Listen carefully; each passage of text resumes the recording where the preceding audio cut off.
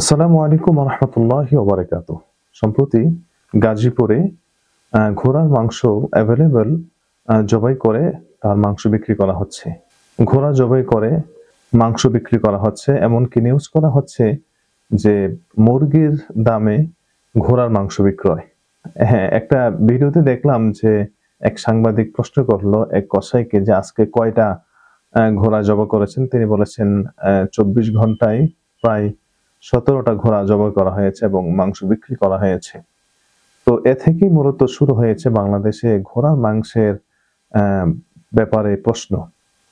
আসলে ইসলামে ঘোড়ার মাংসের ব্যাপারে কি হুকুম বা কি বিধান এ ব্যাপারে চলুন আমরা জেনে নেই। ঘোড়ার মাংসের ব্যাপারে অ্যা ইসলামী শরীয়তের বিধানের ক্ষেত্রে যখন আমরা দেখতে পাই যে খায়বার যুদ্ধে রাসূলুল্লাহ সাল্লাল্লাহু আলাইহি সাল্লাম যখন দেখতেছিলেন যে খাদ্যের অভাবের কারণে উট জবাই করা হচ্ছে, তখন রাসূল সাল্লাল্লাহু আলাইহি ওয়াসাল্লাম ঘোড়াকে জবাই করার জন্য নিষেধ করেছেন। এর আগে ঘোড়া জবাই করা আপনার নিষেধ ছিল না। এমনকি একটি হাদিসে বর্ণিত হয়েছে রাসূলুল্লাহ সাল্লাল্লাহু আলাইহি সাল্লামের সাহাবী বলেন যে আমরা রাসূলুল্লাহ সাল্লাল্লাহু আলাইহি সাল্লামের সাথে একটি সফরে ছিলাম।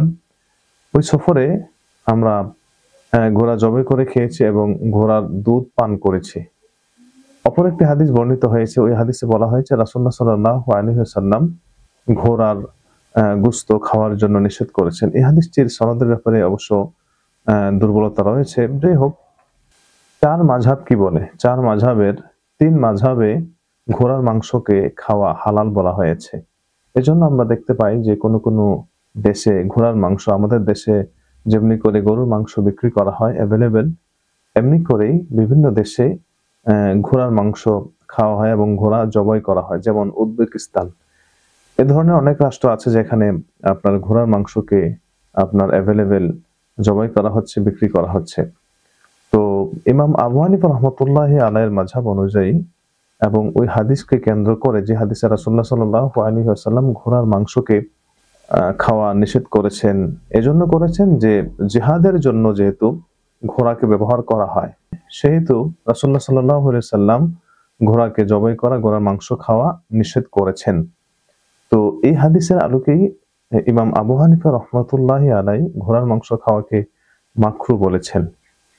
তো আমাদের বাংলাদেশের প্রেক্ষাপটে ঘোড়ার মাংসের যে প্রচলন সেটা কিন্তু এভেইলেবল না, এবং ঘোড়াকে সাধারণত কোনো গৃহপালিত পশু হিসেবে আমাদের দেশে প্রচলিত নেই। আমাদের দেশে যেহেতু ঘোড়া ছাড়াও অন্যান্য মাংসের উৎস এমন প্রাণী রয়েছে, সেহেতু ঘোড়ার মাংসটা এভেইলেবল হওয়া উচিত নয়। তবে শরীয়তের বিধান হলো একটা, আর সমাজের প্রচলন হলো আরেকটা।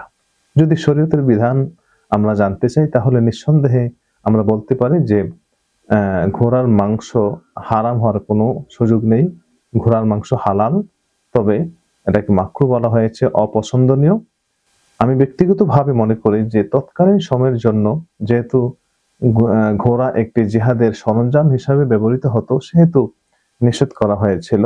এখন যদি কারো রুচিতে কোলায়, কারো যদি রুচি হয় তাহলে সে খেতে পারবে, কোনো সমস্যা নেই। এটা হালাল রয়েছে, হারামের কোনো সম্ভাবনা নেই।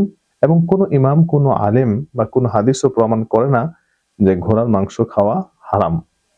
আমাদের বাংলাদেশের প্রেক্ষাপটে যেহেতু ঘোড়াকে মাংসের জন্য এভেইলেবল করা হয়নি, আমি ব্যক্তিগতভাবে মনে করি আমাদের দেশে এই ঘোড়াকে মাংসের জন্য এভেইলেবল করা ঠিক নয়। কারণ হলো, যেখানে ৳২০০ ৳২৫০ দামে কেজি বিক্রি করা হচ্ছে ঘোড়ার গোশত, সেখানে আমাদের দেশে যদি এটাকে এভেইলেবল করে দেওয়া হয় তাহলে মানুষ প্রতারিত হওয়ার সম্ভাবনা থেকে যায়।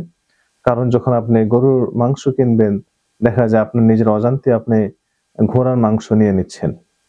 তার মানে আপনাকে ঘোড়ার মাংস দিয়ে গরুর মাংসের দাম আদায় করে নেবে। এরপরে আপনি ধরেন রেস্টুরেন্টে গিয়েছেন খাবারের জন্য, আপনি গরুর গোশত হিসেবে আপনি ঘোড়ার মাংস খেয়ে ফেলবেন। যাই হোক, এভাবে আমাদের দেশে প্রতারিত হওয়ার সুযোগ রয়েছে।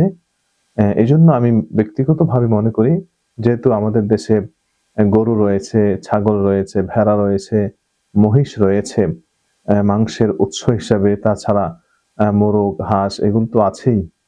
তো সেহেতু ঘোড়াকে আমাদের দেশে মাংসের উৎস হিসাবে এভেইলেবল করা ঠিক নয় বলে আমি মনে করি। এরপর যদি কারো মনে চায় খেতে বা বাণিজ্যিকভাবে যদি কেউ এটাকে লালন-পালন করতে চায় করতে পারবে। শরীয়তের বিধান অনুযায়ী এটা হালাল রয়েছে। তবে এটাকে মাকরুহ বলা হয়েছে। আশা করি বুঝতে পেরেছেন।